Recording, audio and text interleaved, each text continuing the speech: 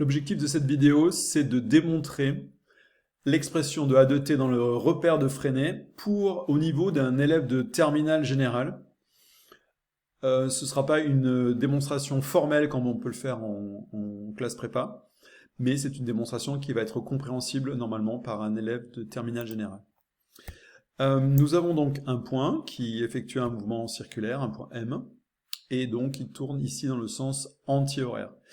Et bien c'est dans cette situation que l'on utilise ce qu'on appelle un repère de Freinet. Le repère de Freinet est muni de deux vecteurs unitaires qui sont UT, donc tangentiel, et puis UN, qui est orienté selon la normale, donc qui est centripète, orienté vers le centre du cercle. Et puis ce repère est tournant. Donc voilà, pour une position de M un peu plus tard et un peu plus tard. Donc ici on voit le principe. Le vecteur OM, qui est en fait le vecteur position du coup, puisque O étant le centre du cercle est aussi l'origine du repère, et nous savons donc que OM est important, c'est le vecteur position, et sa dérivée correspond au vecteur vitesse. Donc déjà, il faut commencer par exprimer le vecteur OM. Donc nous avons ce vecteur-là qui va du point O au point M, et il faut l'exprimer de façon vectorielle. Donc en fait, c'est la distance OM multipliée par un vecteur multiplié par un vecteur qui est le vecteur UN. Si on fait OM fois UN, eh bien on tombe sur un vecteur qui part dans le mauvais sens, d'où l'expression moins OM fois UN. Donc ça, c'est l'expression vectorielle de OM. Ici, OM porte la valeur et UN porte le sens et la direction. Et le moins correspond au sens. Voilà, donc il faut bien comprendre ça. Donc ça, c'est un vecteur unitaire, et ça, c'est la valeur ici du vecteur, et moins correspond au sens. Donc en fait, cela revient à dire que OM égale moins RUN, puisque OM n'est rien d'autre que le rayon du cercle. À partir de là, nous allons pouvoir calculer une expression du vecteur vitesse, parce que nous savons que le vecteur vitesse, c'est la dérivée du vecteur position, qui est ici le vecteur OM. Eh bien, on doit dériver cette expression. Et en maths, nous savons que nous allons considérer qu'il y a une fonction moins r multipliée par une autre fonction, un, et nous savons faire en mathématiques, puisque la dérivée de uv, c'est u'v plus uv'. Nous allons suivre cette propriété mathématique. Donc nous allons commencer par dériver u, c'est-à-dire moins r. C'est une constante. Donc ici, la dérivée d'une constante, c'est égal à 0. Ensuite, nous multiplions par v. Ici, v, c'est un. Donc la première partie de notre dérivée, c'est 0 fois un. Ensuite, nous devons prendre u, donc moins r, qui est ici, et nous devons le multiplier par la dérivée de v', qui est la dérivée de un, la dérivée du vecteur un par rapport au temps. Voilà, nous avons une expression ici. Alors le premier terme est nul, hein, évidemment, à cause du 0 ici, et nous obtenons donc moins r dun sur dt. Nous voyons qu'ici que le vecteur vitesse est égal à moins r dun sur dt. Mais le vecteur vitesse, nous savons nous savons le construire. Il est donc dans la direction et le sens de ut, c'est la propriété ici du vecteur vitesse, il est tangent à la trajectoire, et donc il est uniquement selon ut, et on peut l'écrire de la forme suivante, c'est égal à vt, la valeur, ici, cette partie-là porte la valeur du vecteur vitesse, et cette partie-là porte le sens et la direction. Donc ici, j'ai simplement exprimé le vecteur vitesse dans le repère de Freinet. Il n'y a pas besoin de coordonnées sur un pour exprimer le vecteur orange ou jaune ici, qui est le vecteur v, puisque le vecteur v est uniquement tangentiel, et tout le temps, quel que soit le temps, le vecteur vitesse est tangent au cercle. Eh bien, nous avons ici deux expressions. Ces deux expressions, en fait, reviennent aux mêmes, hein, c'est-à-dire que nous pouvons, en identifiant ces deux expressions, qui correspondent toutes deux au vecteur vitesse, faire une égalité.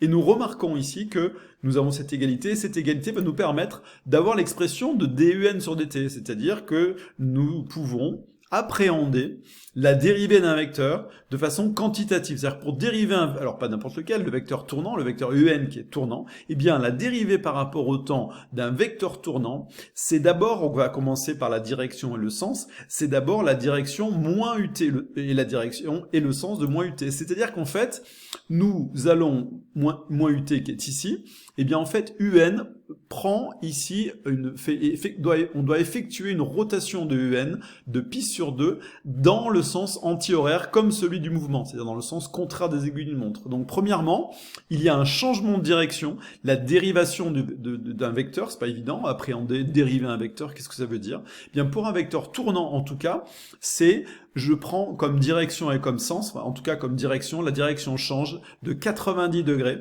Donc, et on doit tourner le vecteur de 90 degrés dans le sens du mouvement. Et puis, il y a aussi ce produit, si on doit multiplier, c'est-à-dire que la dérivée de UN, sa norme n'est pas égale à 1, n'est pas égale à la norme de UT, c'est quelque chose, il y a en plus V sur R.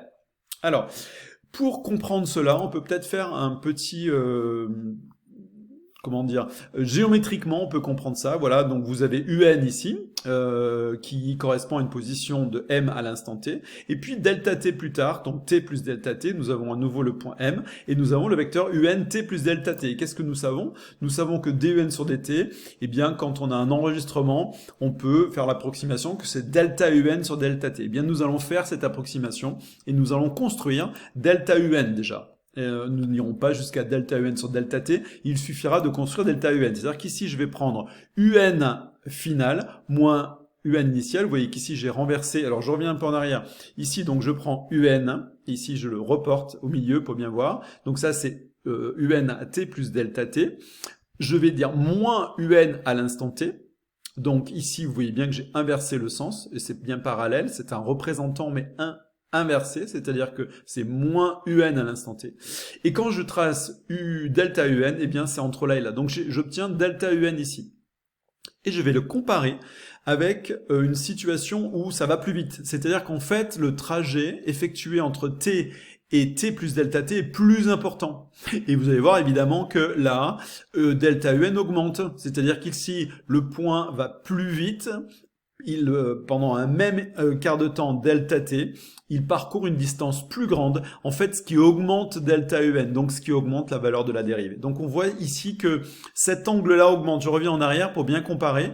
Qu'est-ce qu'on voit? On voit en fait cet angle-là s'agrandir ici à cause de la vitesse de parcours du point sur le cercle. Il y a une autre façon d'agrandir cet angle ici, alors je reviens à la situation initiale, eh bien c'est de diminuer le rayon. Donc regardez ici, si je diminue le rayon, on a bien un angle ici qui est supérieur et un delta UN qui est plus grand. Alors regardons ici, comparons entre les deux, vous voyez bien qu'il y a delta UN devient plus grand quand le rayon diminue. Donc d'où la relation ici, donc qu'on a vu tout à l'heure. Donc la direction elle change, rotation de pi sur 2 dans le sens du mouvement, et puis la norme elle change puisque il faut multiplier par V de t sur R. Pourquoi? Parce que plus la vitesse est grande, plus la norme de DUN et de delta UN est importante, donc de DUN sur DT, et puis plus le rayon est petit, eh bien plus DUN sur DT est grand. Voilà. Donc nous avons là quelque chose qui va nous servir par la suite. Pour dériver un vecteur tournant, il faut multiplier par V sur R et puis effectuer une rotation de pi sur 2 dans le sens du mouvement. Voilà, retenons ça et continuons. Donc nous avons notre vecteur vitesse qui s'exprime par V de t, la norme de la vitesse. Ça c'est la norme de la vitesse. Et ça c'est le vecteur unitaire qui va porter donc le sens et la direction. Nous allons aller jusqu'à l'expression de l'accélération qui est la dérivée du vecteur vitesse par rapport au temps. Alors, comment on va faire? Eh bien, on va faire comme tout à l'heure, c'est-à-dire que ici, les notations se croisent, mais c'est pas grave. Je garde mathématiquement, on dit toujours que c'est U fois V. Ben là, c'est V fois U, mais c'est pas grave. Donc, U fois V' égale U'. Donc, je vais d'abord dériver V. Alors, en physique, comme on écrit dérivée de V, ben c'est dV sur dt, d'accord? Donc, ça, c'est le terme U'. Et V, je le garde, donc c'est-à-dire UT, je le garde, je multiplie par UT. Ensuite, U, je garde le V qui est là, et je multiplie par V'. V', c'est la dérivée de UT. Voilà, nous en sommes là. Donc reprenons cette expression, je vais la réécrire, hop, ici, elle est là, c'est la même que tout à l'heure.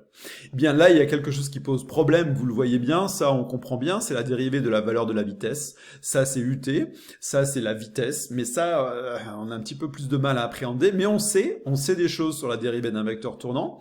Eh bien, qu'est-ce qu'on sait? On sait qu'il faut multiplier d'abord par V sur R, et ensuite, on va tourner de pi sur 2 dans le sens anti-horaire ici, puisque là, le mouvement se fait dans le sens anti-horaire. Ça veut dire qu'en fait, ut devient un. La dérivée dut devient en fait un.